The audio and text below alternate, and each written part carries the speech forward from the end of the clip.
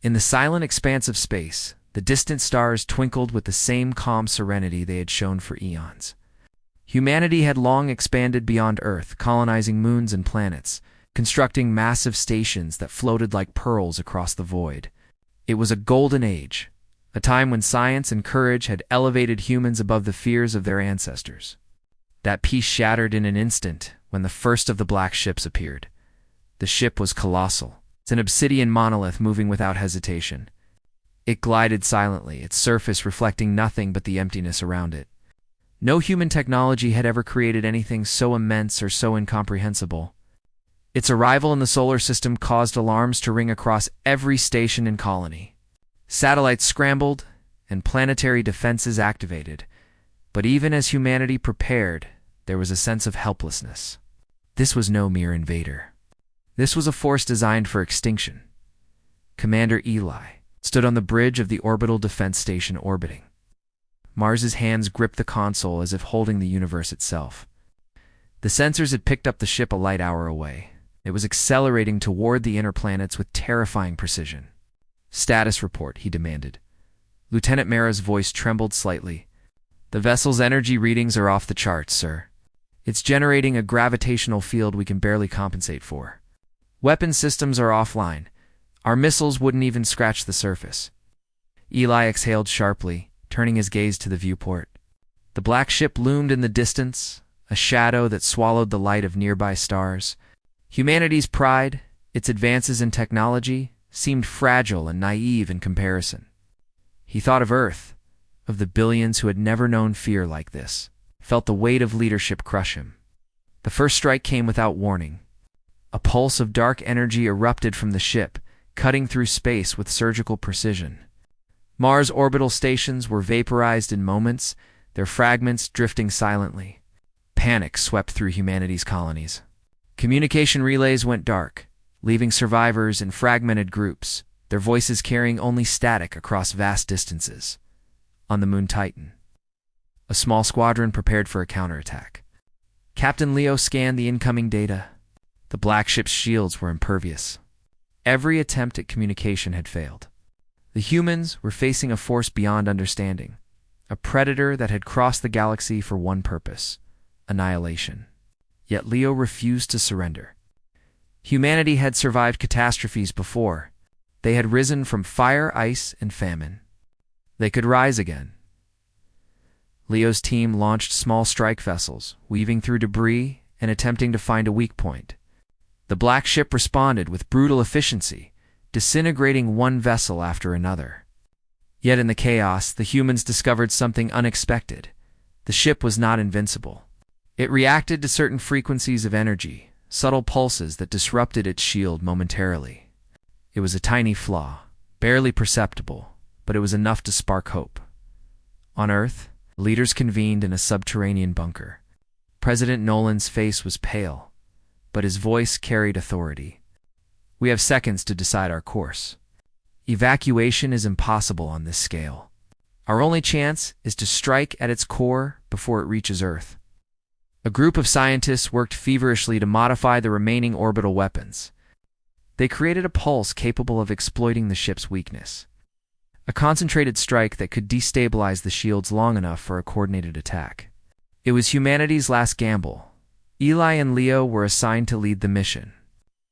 Their ships, small and fast, were loaded with the experimental weapon. The journey to intercept the black ship was perilous. Meteoroids, debris, and the ship's defensive drones created a gauntlet of death. Yet humanity's determination burned brighter than fear.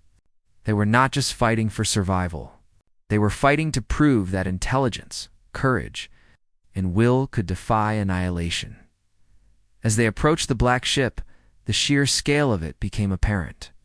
Its surface was covered in structures that seemed to defy logic, towers and ridges stretching like dark veins across its body. The airlocks opened, releasing swarms of mechanical hunters, each designed to destroy anything in its path. Leo's team engaged, dodging and weaving, their small craft moving with precision born of desperation. Eli transmitted a message to all. "Remaining fleets, hold nothing back. This is humanity's fight."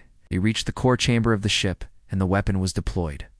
A blinding pulse radiated outward, striking the alien shields at their weak points. For a moment, silence filled the void. Then, the ship shuddered, its defenses flickering like dying stars.